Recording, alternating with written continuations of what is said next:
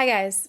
One part of the trip that I just took with my eldest daughter to Orlando, Florida, that I did not get a lot of coverage on in terms of video is our trip to SeaWorld. But I felt it was worthy of a topic of discussion for a video because I just want to give a status update on that theme park. I think people are probably interested.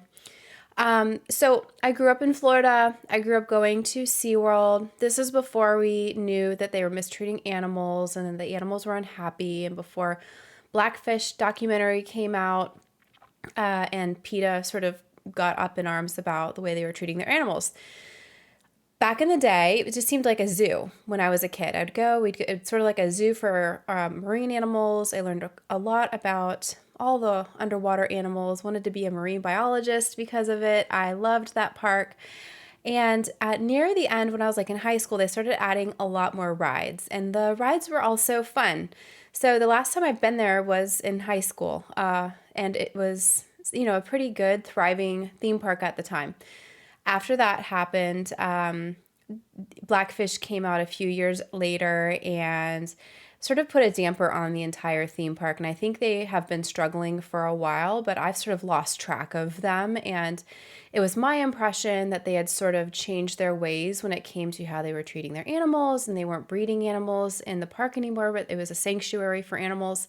Turns out that's still not really the case, and I was sort of misinformed about that. So I just encourage people to be informed and make decisions about where you want to spend your money depending on your values. But aside from all of that, let's just evaluate the theme park as it stands. We stayed in a hotel, the Hilton Grand Vacations SeaWorld resort. It was a nice resort. It was about 5 minutes away from SeaWorld.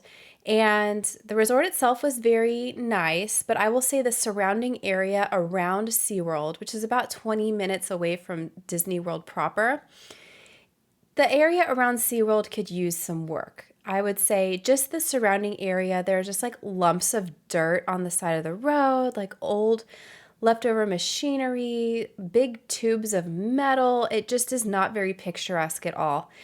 And to make matters a little bit worse, this maybe should have been a good indication for me, but the signage of SeaWorld is not being kept up around the park, even for advertisement. So there's this big circular SeaWorld sign that is right outside of the park. And right now it says "See Whoa." There's just no end of that word, "See Whoa."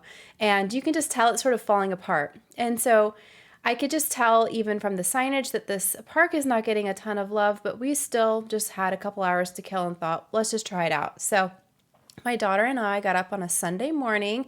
This is in the middle of October, and the park opened at 9 a.m. So we got there at about 8:30 thinking, let's give ourselves ample time to pay for parking, walk up to the front of the park, get ready for security. I'm thinking the way Disney does. It takes a while to get through Disney. I'm having the same mindset for SeaWorld. Just spoiler alert, you don't need to do that. There is no line. There was hardly any line for parking. I ended up waiting for quite a while because there wasn't even attendants at the parking booths to take money so that we could go park. And they offer you VIP parking, but folks, it's just a flat parking lot, and you can park pretty much anywhere in that parking lot. And you might save yourself maybe 2 minutes of walking if you pay for VIP versus not. So I would say skip that. It's probably not worth your money. We paid for about $75 per ticket for my daughter and I, and then we also got the quick queue. So this is their version of the Fast Pass. And I would say it was pretty cheap. I mean, compared to maybe Universal's Fast Pass, it's $75 a person, more expensive than Genie Plus, but it is supposed to allow you to skip the line and get to the front of every ride. So because we only had a couple hours, I thought, yeah, let's just splurge for that, and we can skip some of those lines for the rides that we want to ride.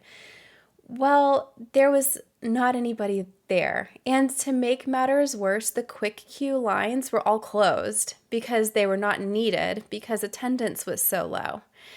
Before we knew any of that, though, when you walk through the entrance, you have to go stand in this line to go get your receipt for your quick queue, to use the receipt on the rides. So we spent like 25 minutes at guest services in this line waiting for one person who was giving out these receipts to people who had purchase quick queue.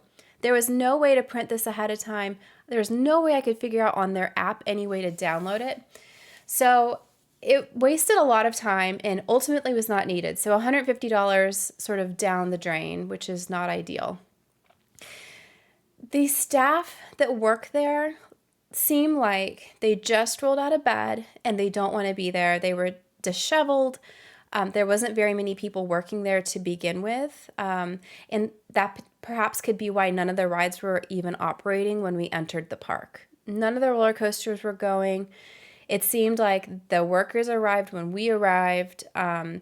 Even security was just sort of a mess. It was a really big mess. In fact, there was a lady that was right next to me on her phone waiting in line to get through of the metal detector, and she was on her phone like most of us are.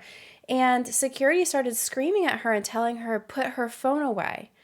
And it was just like, I can't believe you would treat somebody like this. I mean, one of your patrons, this is crazy. So it just felt very rushed. It felt very unprofessional.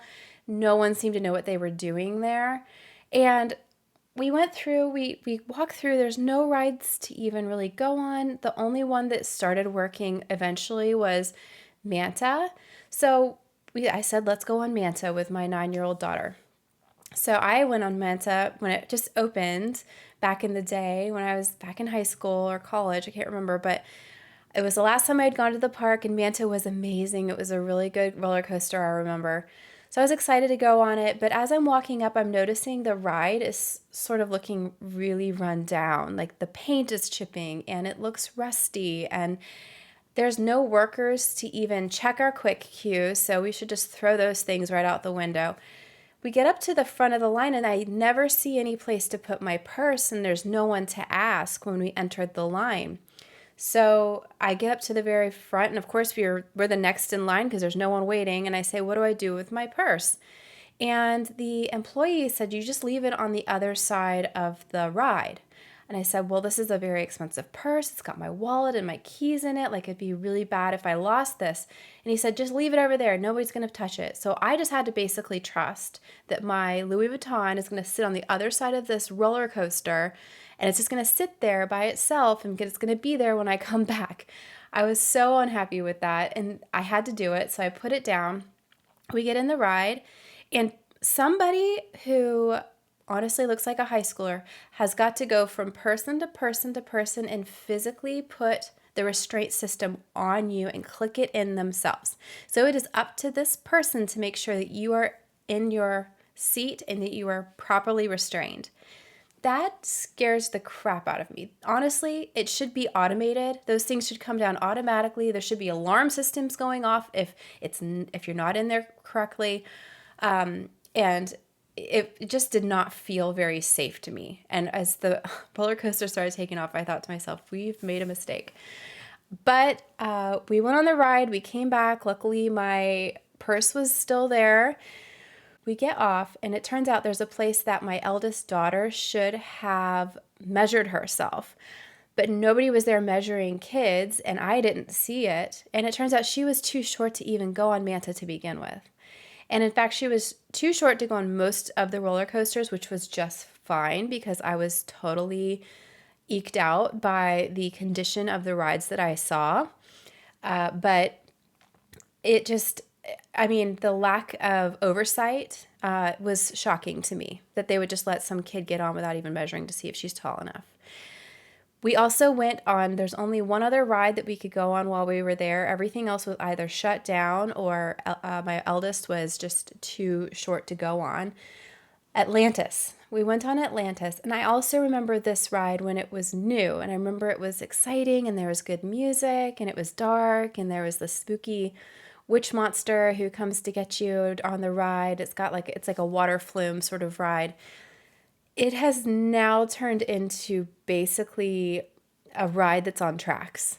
And, nothing on the ride works anymore. There used to be a fountain that worked. That's not working. There's like empty lots where you go by on your boat. There's just nothing there, or it's just like a drape from, I don't know, Target, it looks like. And that's supposed to be the exciting part of this ride. Even the evil sea witch that's supposed to be, haunting you along this ride, she's not even on this ride anymore. There's only one part where you see her eyes, and that's it. The music is gone, and it just looked old and tattered. And honestly, I would never go on this ride again. It just reminded me of a really bad fair ride. So I highly recommend skipping that.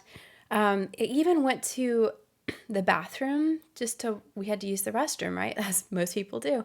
We went to the bathroom right by Atlantis, and there was no running water anywhere in any of the faucets. There were 6 or 7 faucets. None of them had running water. So I put soap on my hands, not realizing that there's no water. I had nowhere to wash my hands, so I just walked around the rest of the park with soap on my hands and nowhere to get water off. There was a line to see penguins that there was nobody in the line, but it said enter here, and it twisted and wound probably 15 minutes. And by the time we got to the front of this line where nobody was standing, it became apparent that there was somebody standing at the exit who was telling people to go in that way instead. So we spent all this time trying to figure out how to get into this exhibit. It was just, everything about it was rinky-dink. It was run down. The haunted Halloween horror nights that they do there looked awful. So I just want to put a precaution out there for people who think they might want to go to SeaWorld. Maybe you think it's a great place to take your kids. One, they pulled back most of the animal exhibits and most of the animal shows after Blackfish. They did that on purpose because they didn't want to have the bad PR about having all of these animals being trained to do all these shows. So there's not a lot to see in terms of animals. The most we did was we saw rays, and I was able to feed them fish. That's it. So, wow, is it good that they've pulled back these animal shows because of Blackfish? Yeah, probably. We don't want them mistreated. But at the same time, then also you have to make your theme park a lot better, and you have to put a lot more love and attention on it than just letting it fall apart for 20 years and expecting people to still pay money to come to it. I won't go to SeaWorld again after that experience.